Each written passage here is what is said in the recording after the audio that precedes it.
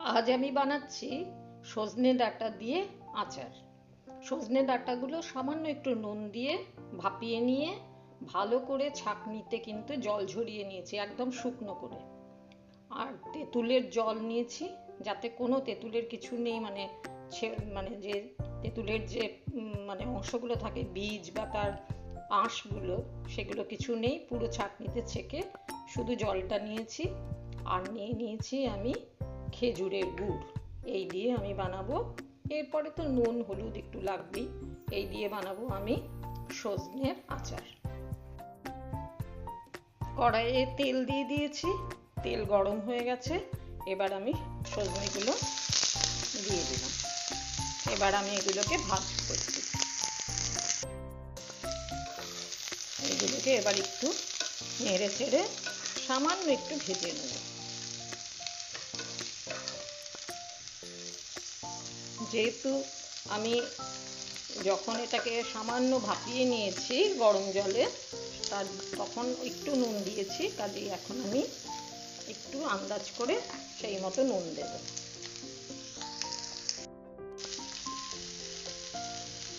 এই দিয়ে দিলাম নুন, যেহেতু তেঁতুল পড়বে, আর একটু আমি নুন দিলাম, ব্যাস। আর দিয়ে দিলাম একটু হলুদ গুঁড়ো।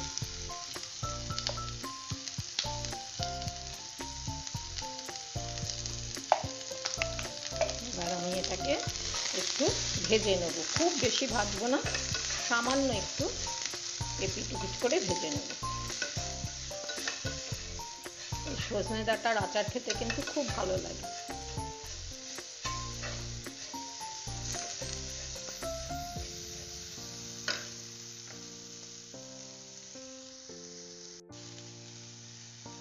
এবার এতে দিলাম একটু লঙ্কা গুঁড়ো।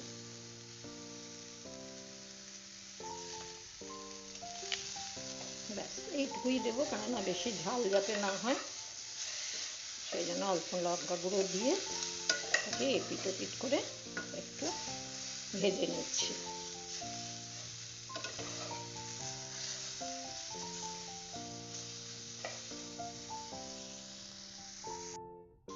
কিছুক্ষণ পর আমি দেখছি এগুলো মোটামুটি আমার যেটুকুনি ভাজা দরকার সেটুকুনি হয়ে গেছে, তাই আমি এবার এগুলোকে তুলে ফেলছি।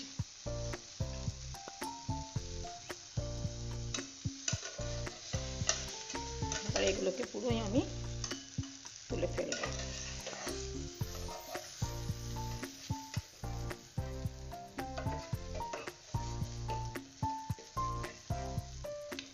একদমই তুলে ফেলছি।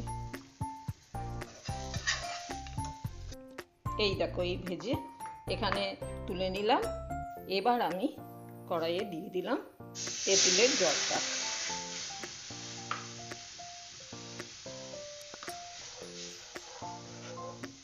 তেঁতুলের জলটা পুরো ছাঁকা আছে, তাতে কিচ্ছু নেই, তেঁতুলের বীজ বা কোনো শাঁস কিচ্ছু নেই। আর দিয়ে দিলাম এই খেজুরের গুড়টা। এভাবে পড়ছে না, চামচে করে দিতে হবে। দিলাম খেজুরের গুড়, এইটুকু দিলাম, আবার পরে বুঝে দেব। এবার আমি এটাকে ভালো করে মিশিয়ে নেব। ভালো করে মিশিয়ে নিই।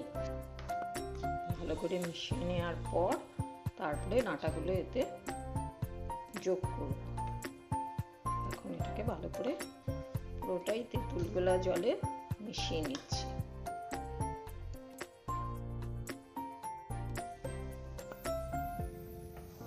গুড়টা কিন্তু গলে গেছে, তেঁতুল জল আর গুড় এই কালারটা এসছে। এবার আমি এটাকে একটু ফুটিয়ে ঘন করে নেব রসটা, তারপর আমি যোগ করব সজনের ডাঁটা।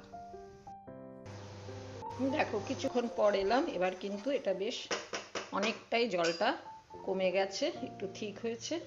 এবার আমি সজনে ডাঁটাগুলো এর মধ্যে মিশিয়ে দিলাম। এবার আমি সজনে ডাঁটাগুলোকে এর মধ্যে ভালো করে ফুটতে দেব।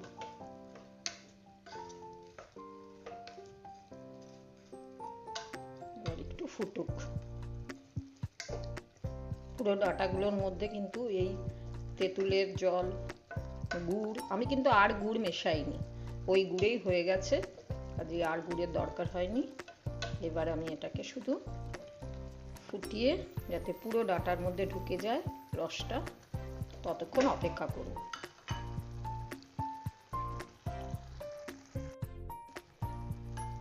দেখো আবার বেশ কয়েক মিনিট পর, 5-7 মিনিট, বেশি না, তারপরে নাম এই যে এবার কিন্তু হয়ে এসছে। আর যেহেতু আমি সজনে ডাঁটা একবার একটুখানি হালকা ভাপিয়ে নিয়েছি, কাজে এগুলো কিন্তু সেদ্ধ হয়েই গেল। এরপর আমি দিয়ে দেবো ভাজা মশলার গুঁড়ো, যেটা শুকনো কড়াইয়ে গোটা ধনে, গোটা জিরে আর গোটা মৌরি নিয়ে গ্রাইন্ডারে ঘুরিয়ে রেখেছিলাম, সেইটাই এখানে দিয়ে দিলাম। একটু বেশি করে দিলাম, কেননা এই ভাজা মশলার গুঁড়োটা তো খেতে খুব ভালো লাগে, এর গন্ধটাও, যার জন্য একটু বেশি করেই দিয়ে রাখলাম। ব্যাস, এটা হয়ে গেল নাড়াচাড়া করে। এবার কিন্তু আমি এটা ঢাকা দিয়ে রেখে দেব। একটু ঠান্ডা হলে তারপরে আমি এটা অন্য পাত্রে ঢালবো। ব্যাস, অফ করে দিলাম। এবার একটু ঢাকা থাক। এই হচ্ছে ফাইনাল লুক আমার সজনে ডাঁটার আচারের। তোমরা এটা বাড়িতে করে দেখো, আশা করছি তোমাদের সকলের খুব ভালো লাগবে।